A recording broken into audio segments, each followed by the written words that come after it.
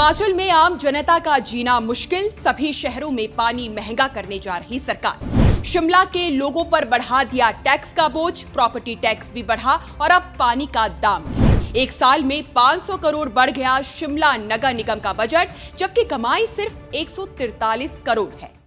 एक बार हिटलर ने कहा था कि जनता को इतना निचोड़ो कि वो सांस लेने को ही विकास समझने लगे, और आज लगभग ऐसा ही हमारे हिमाचल प्रदेश में हो रहा है। प्रदेश आर्थिक संकट में है, सरकार का खजाना खाली है और केंद्र सरकार की तरफ से दी जा रही कई तरह की मदद को अब रोक दिया गया है। ऐसे में सरकार को तो अपना खर्चा चलाए रखना है, मगर बिना ज्यादा कमाई के ये खर्चा चलेगा कैसे?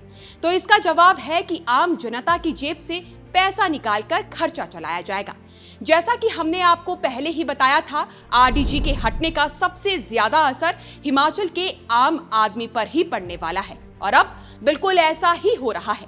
ताजा अपडेट सामने आई है कि हिमाचल प्रदेश के सभी शहरी क्षेत्रों में पानी महंगा हो सकता है, और डिप्टी सीएम के जल शक्ति विभाग ने इसके लिए एक प्रेजेंटेशन भी तैयार की और उसे पेश भी कर दिया है।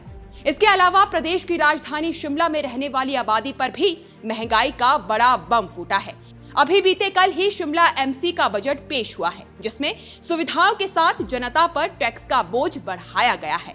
और सबसे ज्यादा हैरत तो इस बात की है कि सिर्फ एक साल में शिमला नगर निगम का बजट 188 करोड़ से बढ़कर सीधा 688 करोड़ रुपए हो गया है, जबकि नगर निगम की कमाई सिर्फ 143 करोड़ की है। इसलिए आज के इस वीडियो में हम आपको बताएंगे कि किस तरह केंद्र की भाजपा सरकार के सहारे कांग्रेस शासित नगर निगम ने जनता को 688 करोड़ से कई बड़ी सौगात देने के सपने तो दिखा दिए, लेकिन क्या ये धरातल पर उतर भी पाएंगे? साथ ही आपको बताया जाएगा कि शिमला नगर निगम के द्वारा कौन सी बड़ी घोषणाएं, बड़े ऐलान किए गए हैं जो आम नागरिक की सुविधा बढ़ाएंगे। साथ ही आपको दी जाएगी नगर निगम द्वारा बढ़ाए गए टैक्स और फीस की पूरी जानकारी। इसलिए आप ये वीडियो अंत तक जरूर देखिएगा और सब्सक्राइब कीजिएगा हमारे YouTube चैनल को। तो शिमला नगर निगम ने इस साल 688 करोड़ रुपए का बजट पेश किया है और दावा किया गया है कि ये जीरो डेफिसिट बजट है, यानी जितनी आय दिखाई गई है उतना ही खर्च भी दिखाया गया है। कागज पर सब संतुलित दिखता है, लेकिन असली सवाल यहीं से शुरू होता है। नगर निगम की वास्तविक कमाई पिछले साल करीब 143 करोड़ रुपए है, यानी खुद की आय और खर्च के बीच लगभग 5 गुना का अंतर है। फिर ये 688 करोड़ का बजट आया कहां से?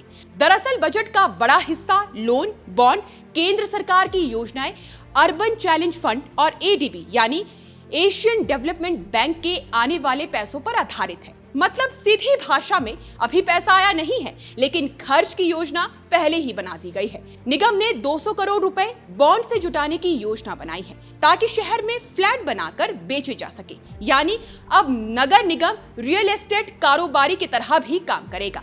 योजना ये है कि फ्लैट बेचकर आय बढ़ाई जाएगी और निगम आत्मनिर्भर बनेगा। अब सुनने में तो ये बात बहुत अच्छी लगती है कि शहर को सुविधाएं मिलेगी, आय बढ़ेगी, लेकिन इसके साथ एक दूसरी सच्चाई भी जुड़ी है।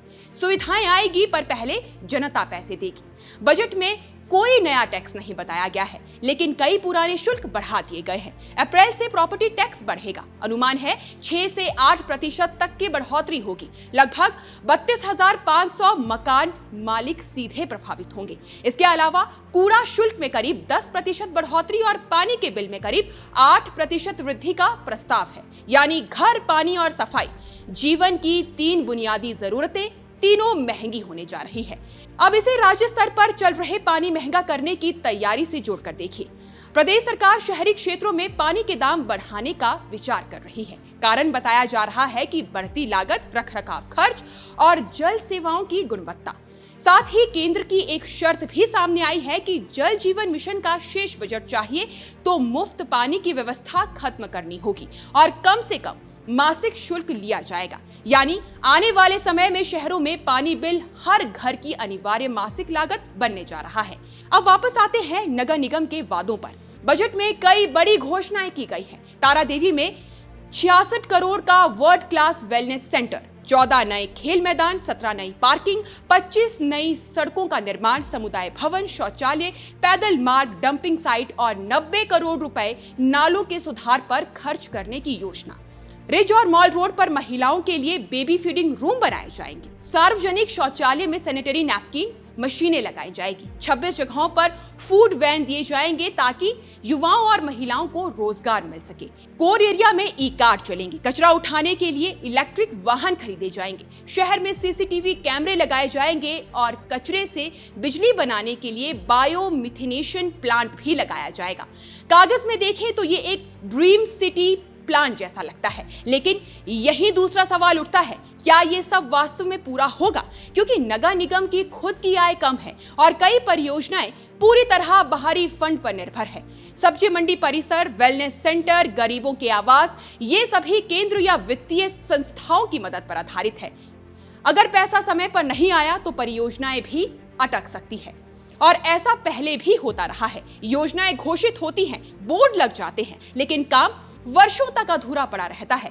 इधर बजट पेश करने को लेकर राजनीतिक विवाद भी शुरू हो गया है। विपक्षी पार्षदों ने आरोप लगाया है कि मेयर का कार्यकाल पूरा हो चुका है और राज्यपाल की मंजूरी से पहले बजट पेश करना नियमों के खिलाफ है। हंगामा हुआ, नारेबाजी हुई और विपक्ष ने वॉकआउट कर दिया। यानी जिस बजट से शहर का भविष्य तय होना था वो खुद विवादों के बीच पेश हुआ। अब जरा आम आदमी के नजरिए से देखिए, एक तरफ टैक्स बढ़ रहा है, दूसरी तरफ पानी महंगा होने वाला है, तीसरी तरफ कूड़ा शुल्क बढ़ेगा और चौथी तरफ बिजली, पानी, जीवन की लागत लगातार ऊपर जा रही है। सरकार कहती है सुविधाएं देने के लिए पैसा चाहिए, जनता कहती है पहले कमाई बढ़ाओ फिर खर्च बढ़ाओ। असल समस्या यही है, जब आय कम और खर्च ज्यादा हो तो दो ही रास्ते होते हैं, या तो सरकार अपनी आय बढ़ाए या फिर जनता से ज्यादा वसूले। और फिलहाल जो संकेत दिख रहे हैं उसमें दूसरा रास्ता ज्यादा तेजी से अपनाया जा रहा है। यानी आने वाले समय में हिमाचल के शहरों में रहने का खर्च लगातार बढ़ सकता है। किराया, टैक्स, पानी, सफाई सब मिलाकर मध्यम वर्ग और नौकरी पेशा लोगों पर सीधा असर पड़ेगा। अब देखना यह है कि बजट में घोषित योजनाएं सच में जमीन पर उतरती है या सिर्फ कागज और भाषण तक ही सीमित रह जाती है। बाकी अब आप दर्शकों का इस पूरे विषय पर क्या सोचना है, हमें कमेंट सेक्शन में जरूर बताइएगा। हमारी ये रिपोर्ट पसंद आई हो तो वीडियो को लाइक शेयर जरूर कीजिएगा। अभी फिलहाल के लिए इस रिपोर्ट में बस इतना ही। नमस्कार।